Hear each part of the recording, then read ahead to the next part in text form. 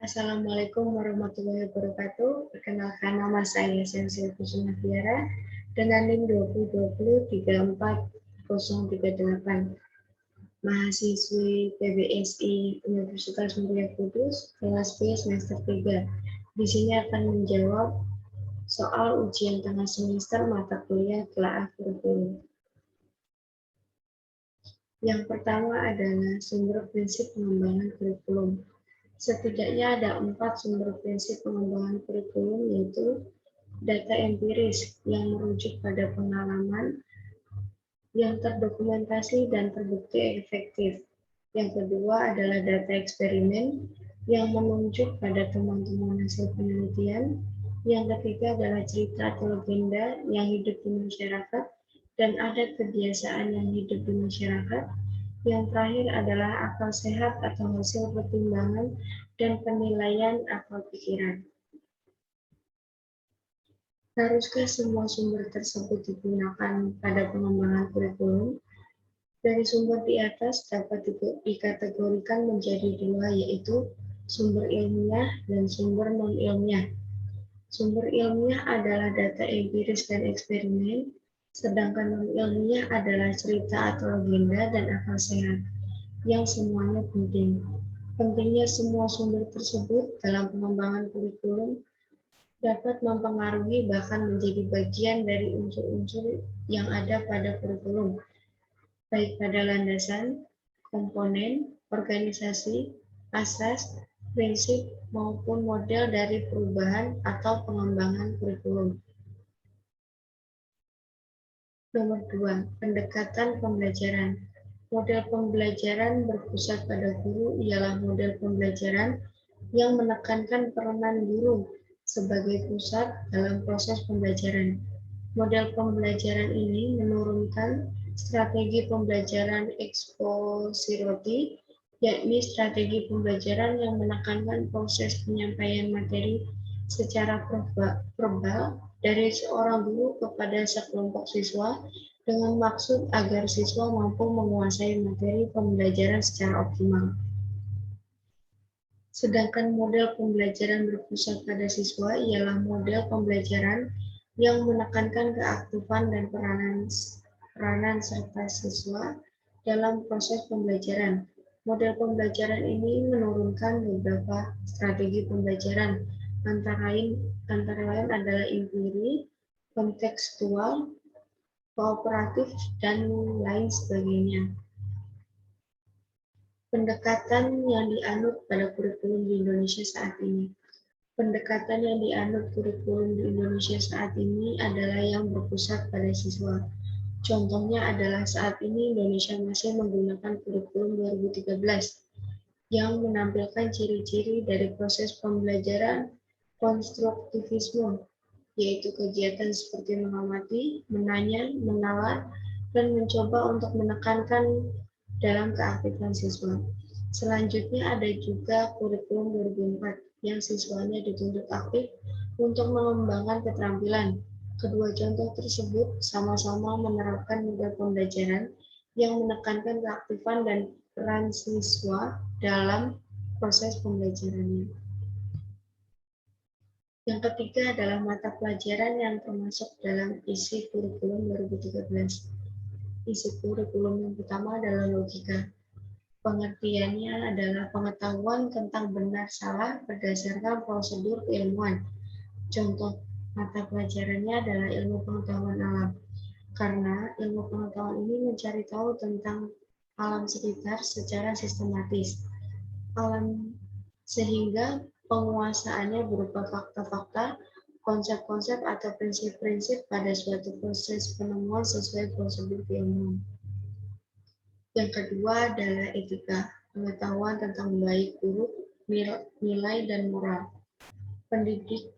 Contohnya adalah pendidikan agama, karena mata pelajaran ini memberikan pengetahuan dan keterampilan serta membentuk sikap, kepribadian, dan moral peserta didik dalam mengamalkan ajaran agama tersebut, agar peserta didik dapat membedakan mana yang baik dan buruk. Yang terakhir adalah estetika, pengetahuan tentang indah jelek yang ada nilai seni. Contoh mata pelajarannya adalah seni budaya. Seni budaya karena memberikan kesempatan kepada peserta didik untuk terlibat dalam berbagai pengalaman apresiasi maupun pengalaman berkreasi untuk menghasilkan suatu produk bernilai seni berupa benda nyata yang bermanfaat langsung bagi kehidupan peserta didik. Yang keempat adalah fungsi evaluasi. Fungsi formatif adalah fungsi evaluasi untuk memberikan informasi dan pertimbangan sebagai upaya untuk memperbaiki suatu kurikulum. Perbaikan ini dapat dilakukan pada waktu konstruksi kurikulum maupun saat implementasi kurikulum.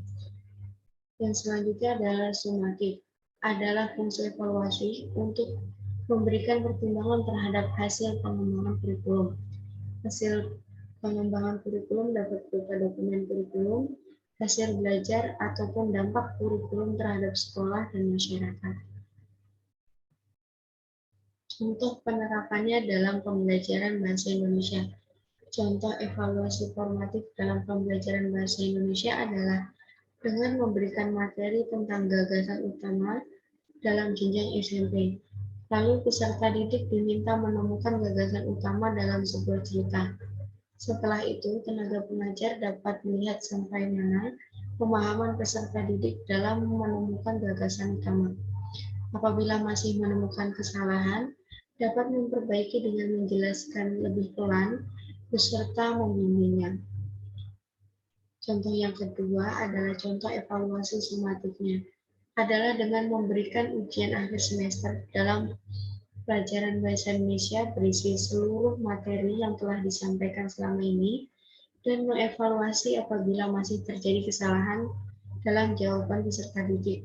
Apa yang harus diperbaiki, misalnya cara penyampaian materi atau lain sebagainya.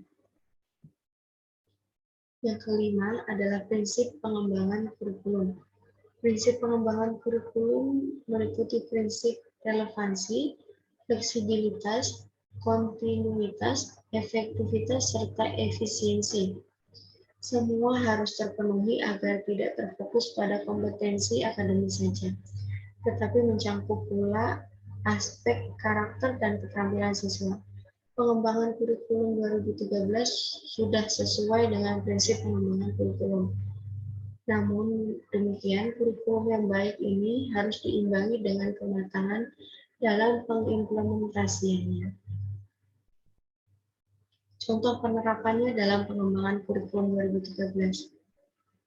Kurikulum 2013 pada prinsip relevansi, struktur kurikulum tidak sepadat kurikulum 2006, dengan demikian kurikulum 2013 tidak membuat siswa merasa terbebani. Kurikulum 2013 pada prinsip fleksibilitas. Proses pembelajaran tidak berlangsung kaku dan dapat disesuaikan dengan kebutuhan masing-masing satuan pendidikan. Kurikulum 2013 pada prinsip kontinuitas. Kurikulum ini tidak hanya untuk tujuan jangka pendek, yaitu hanya selama proses pendidikan di sekolah, namun juga menekankan pada tujuan jangka panjang peserta didik, yaitu membentuk karakter di masa yang akan datang. Kurikulum 2013 pada prinsip efektivitas. Masing-masing satuan pendidik dapat mendesain sendiri sasaran yang hendak dicapai dalam kegiatan belajar mengajar yang tetap mengacu pada pusat. Satuan pendidik juga dapat mendesain sendiri kegiatan ekstrakurikuler bagi peserta didik yang sesuai dengan kebutuhan melalui kegiatan ekstrakurikuler. Peserta didik dapat menggali soft skill dan hard skill mereka. Yang terakhir adalah kurikulum 2013 pada prinsip efisiensi.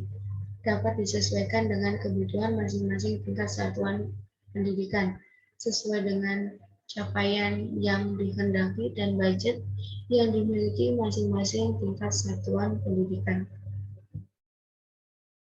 Berikut pemaparan dari saya, kurang lebihnya mohon maaf. Terima kasih atas perhatiannya. Wassalamualaikum warahmatullahi wabarakatuh.